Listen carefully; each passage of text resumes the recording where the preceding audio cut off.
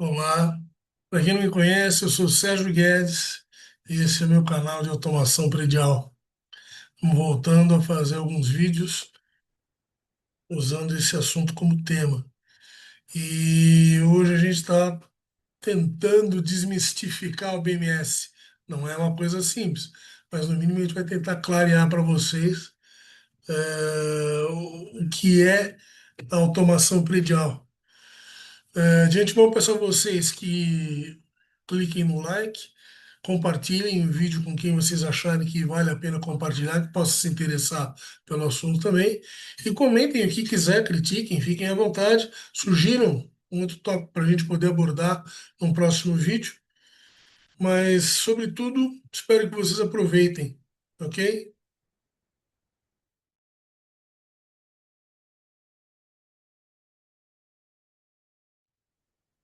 Você já certamente se perguntou como é controlado um edifício de grande porte, shopping, um hospital, um hotel, um condomínio comercial. E o BMS está ligado a essa gestão, a esse controle, de uma maneira geral.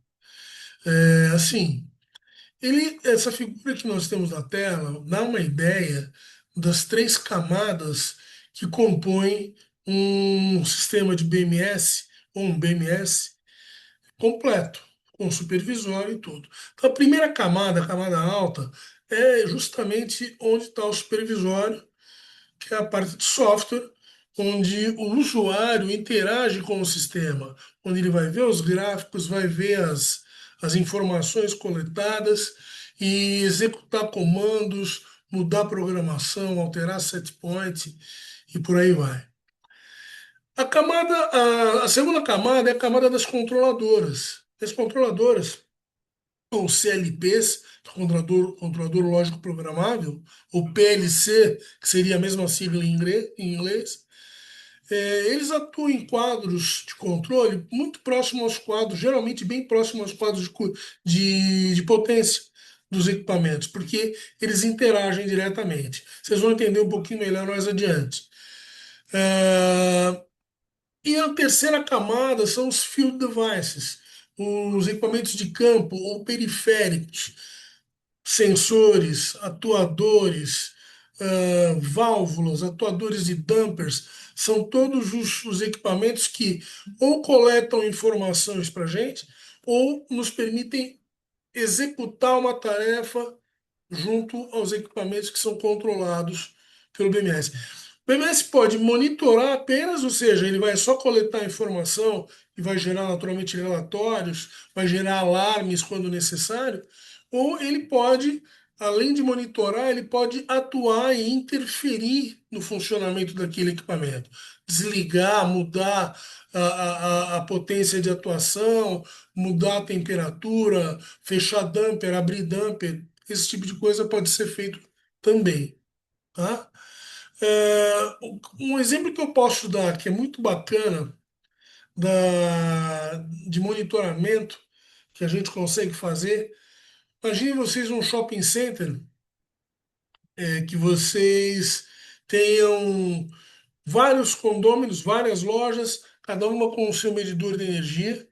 E se ele está, os medidores estão subordinados ao sistema de automação predial, excelente. Eu coleto no dia tal, ele está programado para poder coletar as informações de consumo, gerar os gráficos, os relatórios, para que eu apresente e tarife meu condômino. Isso é uma cobrança precisa, bem informativa, que pode até ajudar o condômino a tomar algumas decisões com relação a eventos ou atitudes que ele vai ter na loja para poder equilibrar a utilização de energia dele. Da mesma forma, isso pode ser feito, se fosse o caso, para o pessoal da praça de alimentação, com medidores de gás, medidores de água. Ou seja, medir grandezas, o BMS consegue fazer com facilidade. É simples, tranquilo. Imagine agora o seguinte cenário: se você não tem os medidores de energia de um shopping subordinados a um BMS, como é que eles vão tarifar os clientes? Então, o pessoal de manutenção acaba deslocando um ou dois, destacando um ou dois colaboradores para fazer a coleta dessas informações. Geralmente os medidores estão na frente das lojas, no forro, numa situação difícil de coletar, então eu vou ter que colocar uma escada em frente à loja. Isso já não vai poder ser feito durante o período comercial, tem que ser fora do período comercial. E o colaborador entra, tem que levantar o forro, pegar uma lanterna, olhar o medidor, anotar numa planilha, loja tal, consumo tal. A chance de ele errar aí já é grande.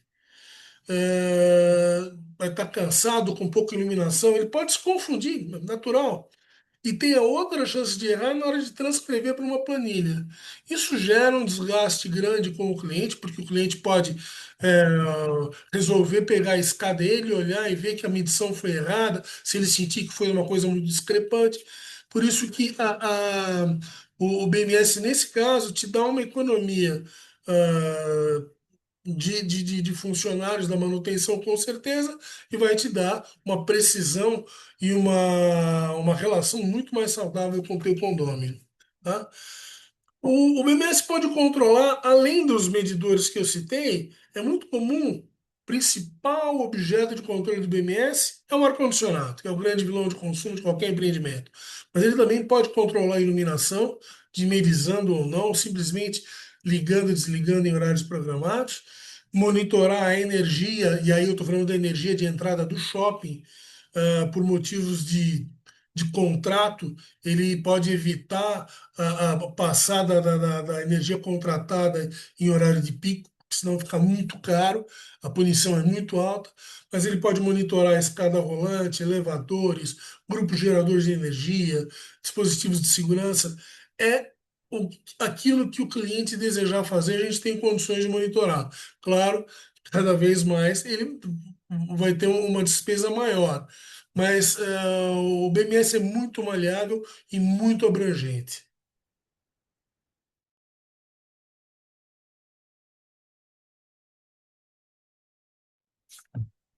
Por que o BMS é importante?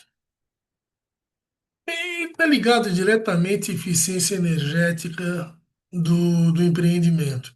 E, naturalmente, isso impacta em redução de custos operacionais também, certo? A importância do BMS na edificação, é, ela está ligada à eficiência energética, mas não só isso. A economia de insumos, a manutenção e a preservação dos ativos, a geração de dados que são fundamentais para uma gestão moderna. Você vai ter, com certeza, o conforto dado, pegando o exemplo do ar-condicionado, o melhor conforto com o menor custo. E a gente vai conseguir ver isso adiante num próximo tópico, com mais atenção. Mas rapidamente, você, passando por alto nesse tópico, a ideia dessa figura que está aí é a seguinte: você define uma temperatura para aquele ambiente e o sensor de temperatura fica acompanhando. Se por um acaso a temperatura do ambiente estiver muito alta, a controladora percebe, recebe a informação do sensor e atua junto ao equipamento de ar-condicionado de forma a baixar essa temperatura um determinado tanto. Ela vai lá, monitora novamente. Está alta ainda? Eu atuo mais um pouquinho no equipamento de ar-condicionado para ele poder chegar na temperatura que eu defini como set point. Então, o set point é a temperatura que você define na controladora para aquele ambiente. Ou a definição é feita efetivamente na controladora. Então, você coleta a informação do sensor de temperatura, a controladora analisa essa informação e toma a decisão de comandar o ar-condicionado para cima ou para baixo.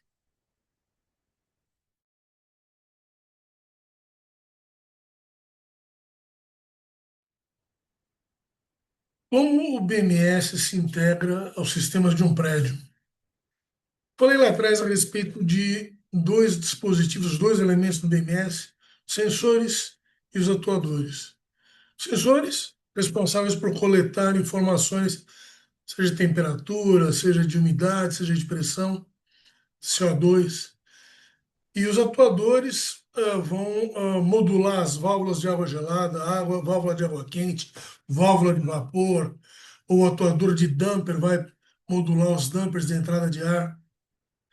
Como é que eles se comunicam com o sistema? De duas formas em geral, ou pelas entradas físicas, que se dividem em duas, entradas e saídas analógicas, e entradas e saídas digitais, ou por protocolo de comunicação. Então, essa figura mostra para gente à esquerda as entradas físicas, e vocês aí vão ver analog output, digital output, analog input, digital input.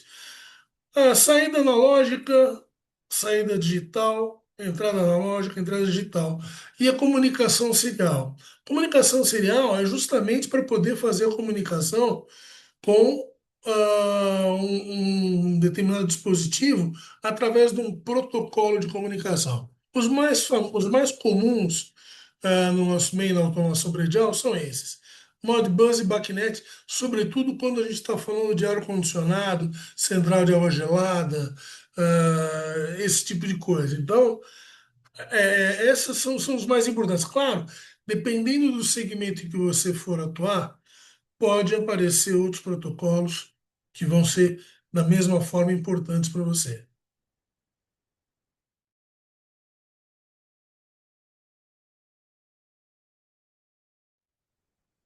Um exemplo prático de funcionamento, eu vou tomar por base um sistema de HVAC, de água gelada, onde o sensor de temperatura coleta a informação de temperatura de um determinado ambiente e vai mandar por uma entrada analógica da controladora e que recebe essa informação e consegue mensurar qual é a temperatura daquele ambiente. Ora, se essa temperatura estiver acima daquilo que foi determinado, ou seja, acima do set point, a controladora tem que tomar uma ação para poder corrigir esse desvio. Como é que ela faz? Ela vai usar uma saída analógica para poder modular a válvula de água gelada do fan coil. Ela vai aumentar a passagem de água gelada pela serpentina do fan coil. Isso vai fazer com que a temperatura do ambiente abaixe. E vai continuar monitorando. Se não for suficiente, ela abre mais um pouco. Então, a controladora tem uma programação para abrir um pouco a cada tentativa. Porque é tentativa e erro, porque ela tem que tentar e verificar como é que ficou. Se não ficou bom, ela aumenta mais um pouquinho. Se não ficou bom, ela aumenta mais um pouquinho. Da mesma forma, o contrário. Se a temperatura estiver muito baixa, ela vai fechando, vai fechando, vai fechando, até que a temperatura suba e fique dentro de um intervalo previsto, que é o set point. Na verdade, o set point você dá uma temperatura exata, mas existe um intervalo de permissibilidade dentro da controladora de mais ou menos 1,5 graus, ok? Então, fica sempre dentro desse intervalinho, é a temperatura do set point.